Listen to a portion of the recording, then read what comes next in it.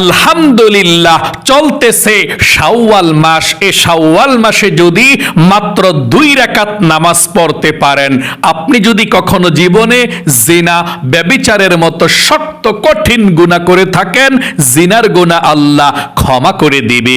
আপনি যদি কখনো টিভি সিনেমা দেখে থাকেন, আপনার টিভি সিনেমা দেখার গুনাহও আল্লাহ ক্ষমা করে দিবে।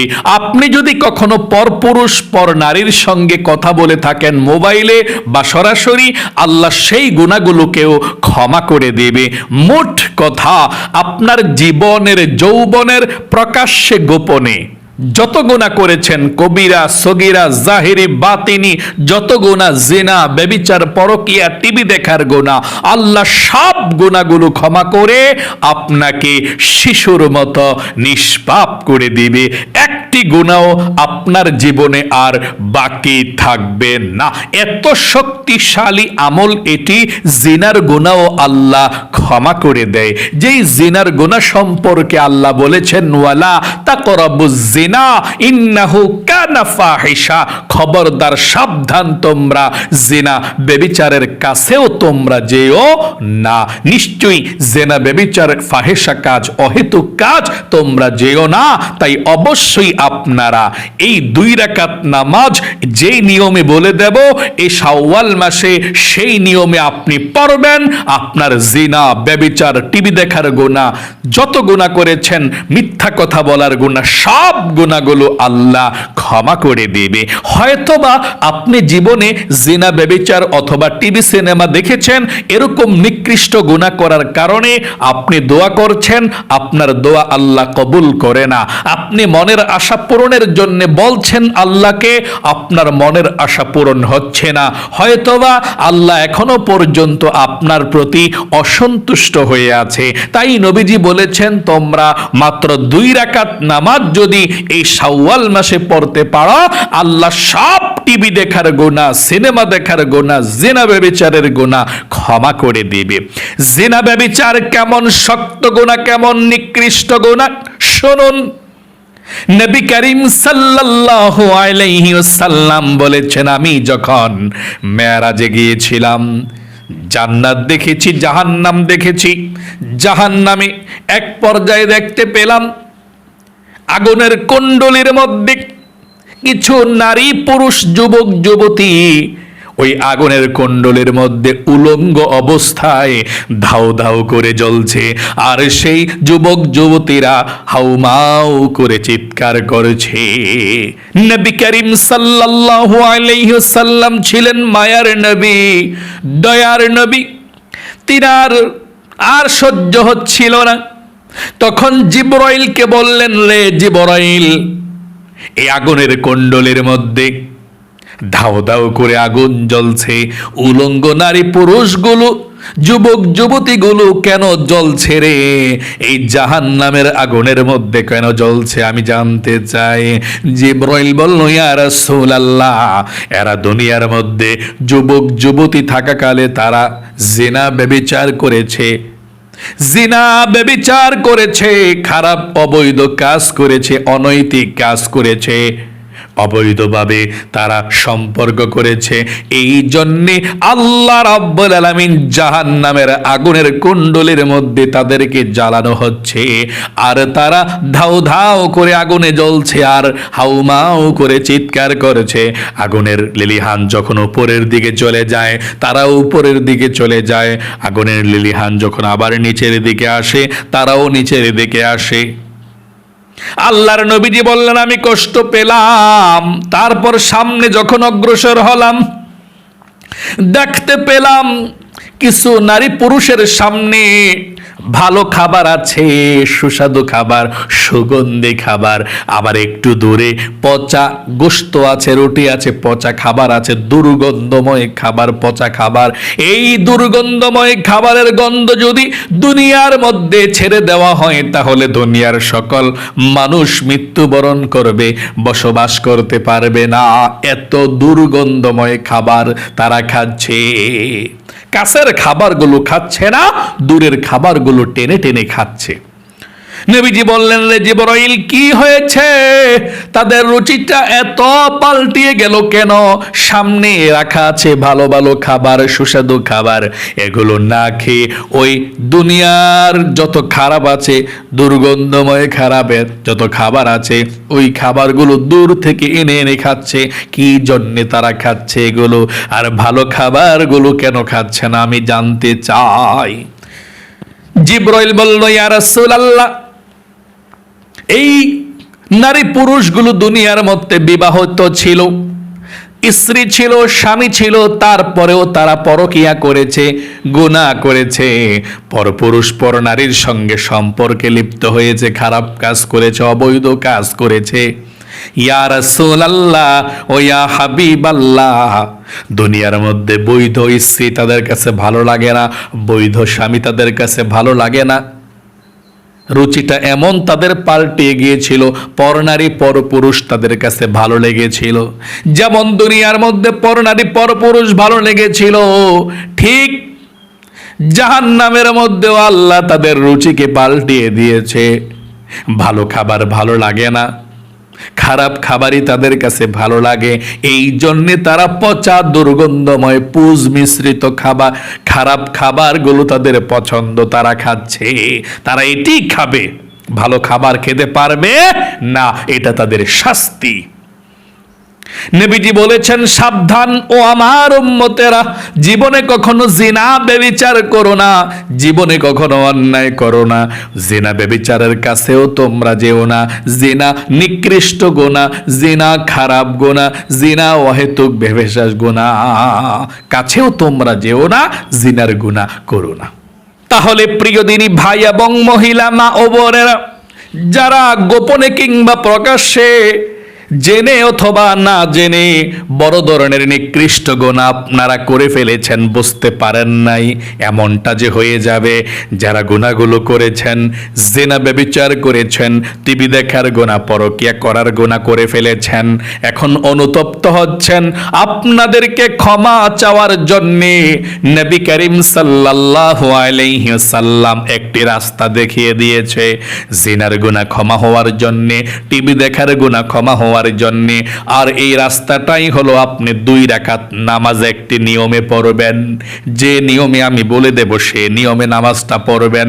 নামাজ শেষে যেভাবে বলে দেব সেভাবে আল্লাহর কাছে আপনি ক্ষমা চাইবেন। আল্লাহ রাব্বুল আলামিন আপনার জীবনের যৌবনের গুনাহগুলো ধুয়ে মুছে ছাপ করে দিবে। কিভাবে আপনি ক্ষমা চাইবেন শুনুন। আপনি দিন অথবা রাত, যেই কোনো সময়, রাতে এশার নামাজের পরে অথবা ভোর রাতে অথবা ঘুমানোর আগে অথবা মাগরিবের নামাজের পরে অথবা দিনে জোহরের নামাজের পরে অথবা সকাল 8টা 9টা 10টায়, যেই কোনো সময় আপনি এই আমলটি করতে পারবেন। সর্বপ্রথম আপনাকে অজু করতে হবে সুন্দর করে, অজুটা পরিপূর্ণভাবে করতে হবে। অপূর্ণ অজু কিভাবে বলে শুনুন। নবীজি বলেছেন, যে ব্যক্তি অজু করলো কিন্তু অজুর শুরুতে বিসমিল্লাহ পড়লো না, তার অজুটা পরিপূর্ণ হলো না। এই জন্য অজুর শুরুতে আপনি বিসমিল্লাহ পাঠ করবেন, অজুটা পরিপূর্ণ হবে। কিভাবে পড়বেন শুনুন, বলুন আমার সঙ্গে, বিসমিল্লাহির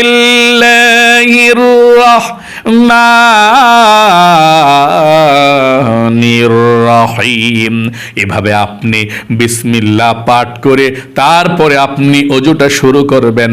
যখনই আপনার অজুটা শেষ হবে, অজু শেষ করার পরে আপনি কালেমায়ে শাহাদাত পাঠ করবেন।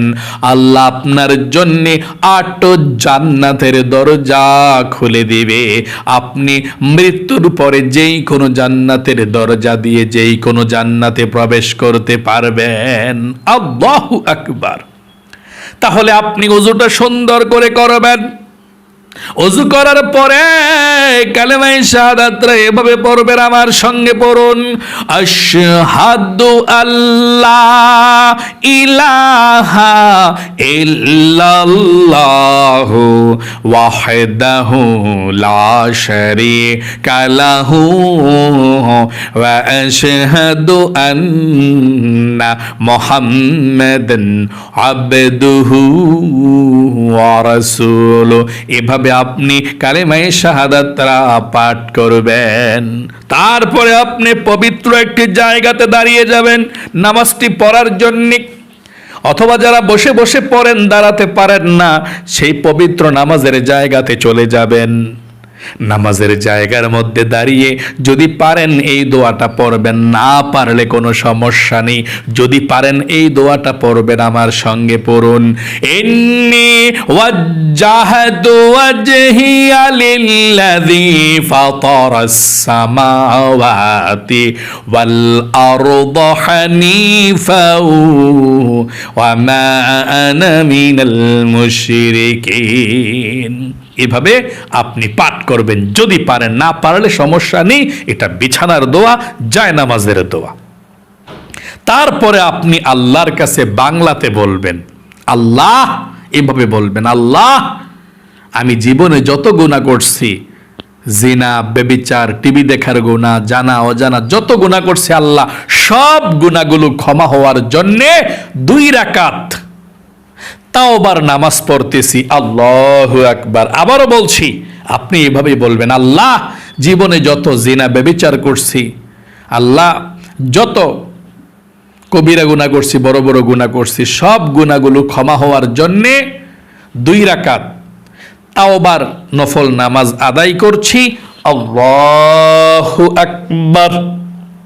এভাবে নিয়ত বেঁধে আপনি প্রথমে সানা পাঠ করবেন এভাবে, সুবহানাকাল্লাহুম্মা ওয়া বিহামদিকা ওয়া তাবারাকা ইসমুকা ওয়া তাআলা জাদ্দুকা ওয়া লা ইলাহা গায়রুক। তারপর আউযু বিল্লাহ, বিসমিল্লাহ সহকারে সূরা ফাতিহা পাঠ করবেন এভাবে, আউযু বিল্লাহি মিনাশ শাইতানির রাজিম, বিসমিল্লাহির রহমানির রহিম, আলহামদুলিল্লাহি রাব্বিল আলামিন, আর রহমানির রহিম, মালিকি ইয়াউমিদ্দিন, ইয়্যাকা না'বুদু ওয়া ইয়্যাকা নাস্তাঈন, ইহদিনাস সিরাতাল মুস্তাকিম, সিরাতাল্লাযীনা আন'আমতা আলাইহিম, গায়রিল মাগদুবি আলাইহিম ওয়ালাদ-দাল্লিন, আমিন। এখন বিসমিল্লাহ পড়ে আপনি রুকুতে যে কোনো একটা সূরা পড়বেন, পড়ে রুকুতে চলে যাবেন। মানে সূরা ফাতিহাটা তো পড়ছি, পয়রা বিসমিল্লাহ পয়রা যে কোনো একটা সূরা পড়বেন, পয়রা রুকুতে চলে যাবেন। আপনারা কোন সূরা পড়বেন?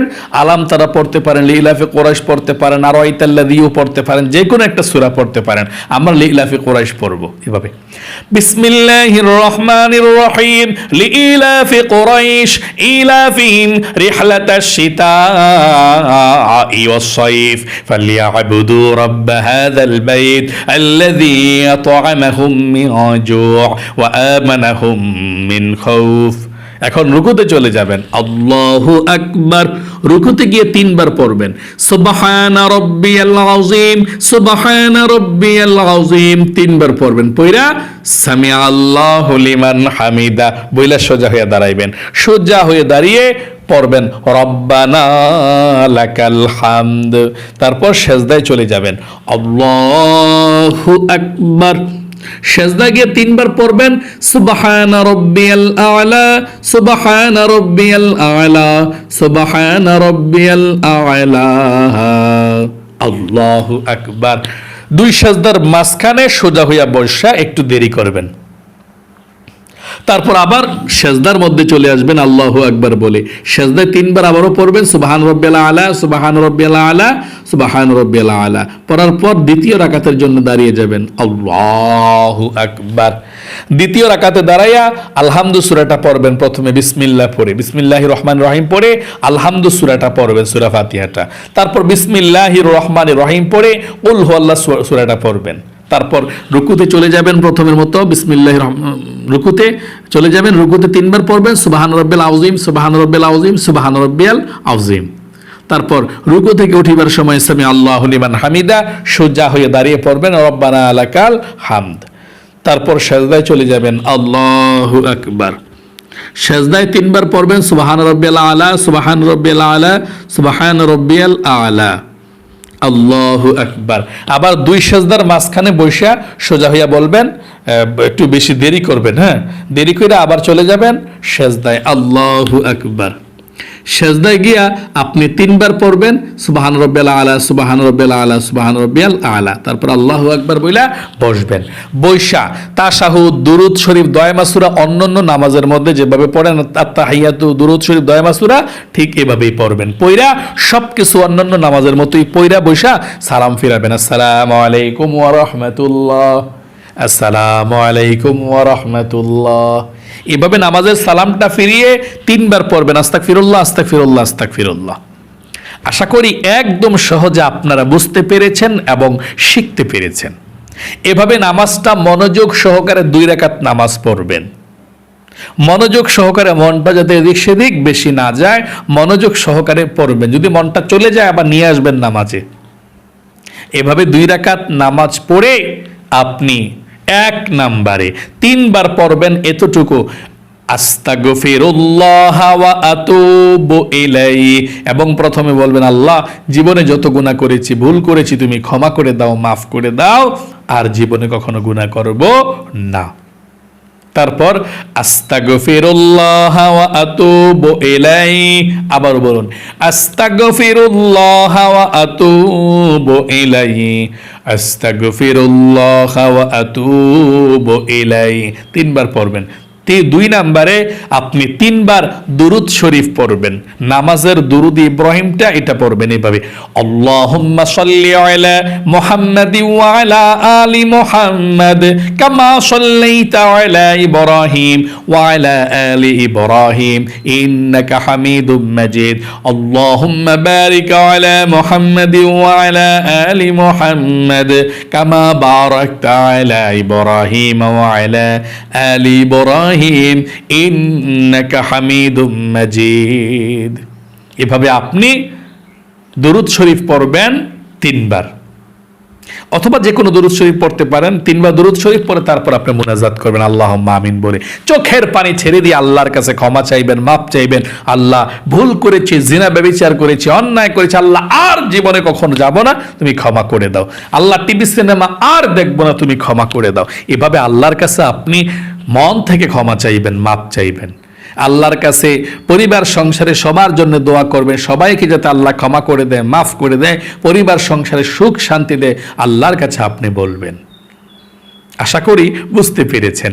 আল্লাহ আপনাদের সকলকে ক্ষমা করে দেখ, জীবনের গুনাহ ক্ষমা করুক, মাফ করুক, এবং জীবনে একবার হলেও আপনাকে আল্লাহ মক্কা মদিনায় যাওয়ার মতো তৌফিক দান করুক। সকলে কমেন্ট বক্সের মধ্যে লিখবেন আমিন, এবং ভিডিওতে একটি লাইক দিবেন।